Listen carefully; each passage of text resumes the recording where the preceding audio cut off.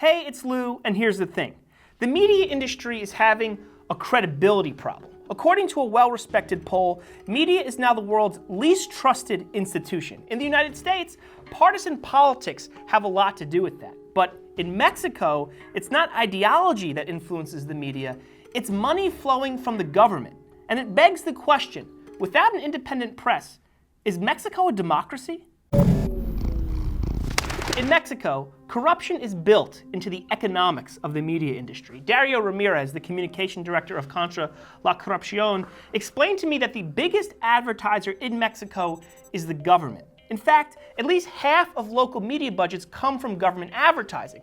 During the last 5 years of the current presidential administration, the Mexican federal government has spent about $2 billion on ads, and local governments have spent hundreds of millions more.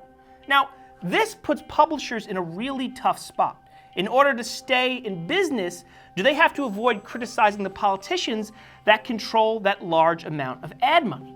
The answer, according to several experts I spoke to, is yes. Consider this shady example. The Columbia Journalism Review reported that one Mexican publication, Proceso, received more than 74 pages of federal government ads in 2006. Then it ran a bunch of negative articles about President Felipe Calderón. By 2009, it was getting only 7 pages of federal ads a year. This soft censorship has a chilling effect on the type of hard-hitting investigative journalism that holds powerful people accountable. And media owners have learned to play the game and profit from it. As this report points out, quote, many Mexican media outlets have become addicted to public money. Articles praising or criticizing specific politicians are offered primarily as leverage to negotiate more lucrative government contracts. Professor Maria Marquez Ramirez, a Mexican journalist and media scholar, told me this is the commodification of watchdog journalism. It's journalism specifically designed to blackmail and extort money from politicians. Hey, you don't want me to run this negative piece on you? How about you send me some of that ad money? By the way, positive coverage is also for sale. A Mexican politician showed Bloomberg several glossy pamphlets she got from at least 4 different media outlets that were trying to sell her things like friendly interviews. And it's not just media owners that are enriching themselves through these arrangements. Some individual journalists are starting to sell their integrity too. Professor Marquez Ramirez told me several prominent reporters are setting up their own independent websites so that they could directly receive government ad money, and others just take bribes. That's why many writers and media outlets have no steady ideology. They'll just embrace the policy of the highest bidder. Also, it's important to note that many Mexican media companies are part of conglomerates that have a variety of business interests. So conglomerates that use their journalism arm to praise the people in power are often the beneficiary of lax regulation and special loopholes in the law. Consider the relationship between Mexican President Enrique Peña Nieto and Televisa, by far the most impactful television station in Mexico. Every expert I spoke to, many of the reports I read, said Televisa went out of its way to support Peña Nieto during his rise to the presidency. Dario Ramirez called him a made-by-TV candidate. The Guardian ran an expose that presented evidence that Televisa executives secretly worked on the Peña Nieto campaign. And Professor Marquez Ramirez said Televisa's coverage of his wedding in particular was fawning and excessive. A marriage, coincidentally enough, to one of Televisa's biggest soap opera stars.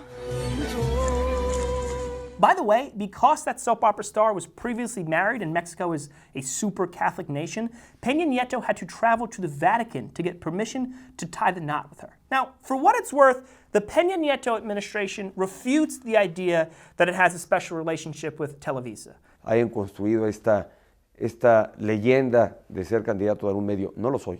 But the same administration eventually ruled that Televisa was not a monopoly, even though an official investigation by Mexico's Federal Telecommunications Institute suggested that it was.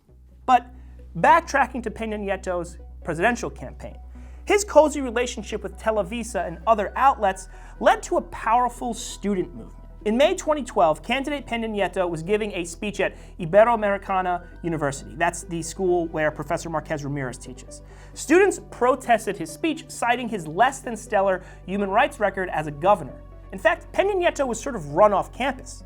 Yet, when parts of the mainstream media reported the story, they claimed the protesters weren't students, but actually professional instigators, essentially paid actors. We've heard similar claims before here in the US.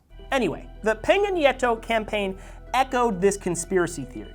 The protest wasn't real, it was staged. So 131 students went to YouTube and identified themselves. They said, I was there. This is my name. This is my student ID. I'm a real person who protested Peña Nieto. Don't listen to the lies in the media.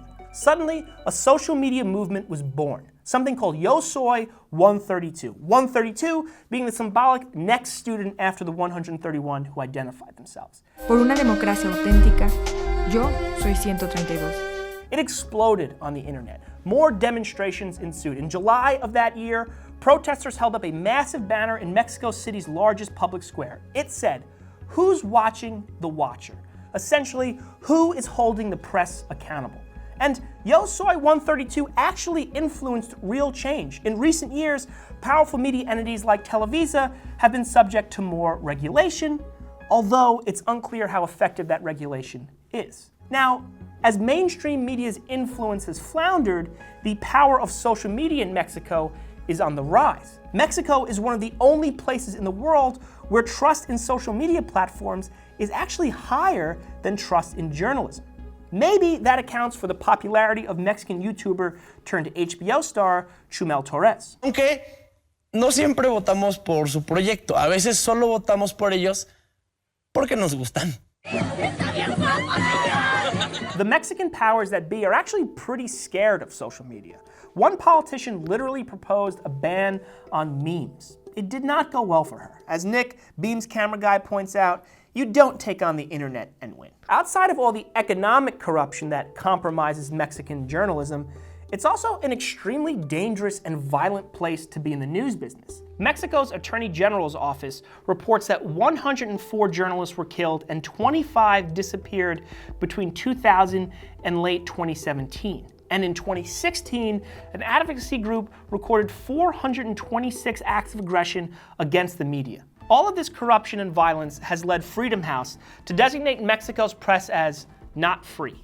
It got a score of 64 out of a possible 100, 100 being the least free score. Now, to be fair, Professor Sally Hughes, a media scholar at the University of Miami, told me that despite systemic corruption and the undeniable existence of bad actors, there are pockets of good journalism in Mexico. And because it's such a dangerous place, Mexico's best journalists are among the bravest in the world. But Dario Ramirez is less optimistic. The country's press serves a powerful elite and protects its own business interests above anything else. Since there is no legitimate free press, Dario told me, there is no true democracy. I understand his point. Mexican leaders might be able to purchase good publicity and friendly headlines, but you can't buy legitimacy. Okay, I'm gonna go live my life. Güerita, vente, vamos a quemar, para que me ayudes estas piñas a cargar. Tararararararara.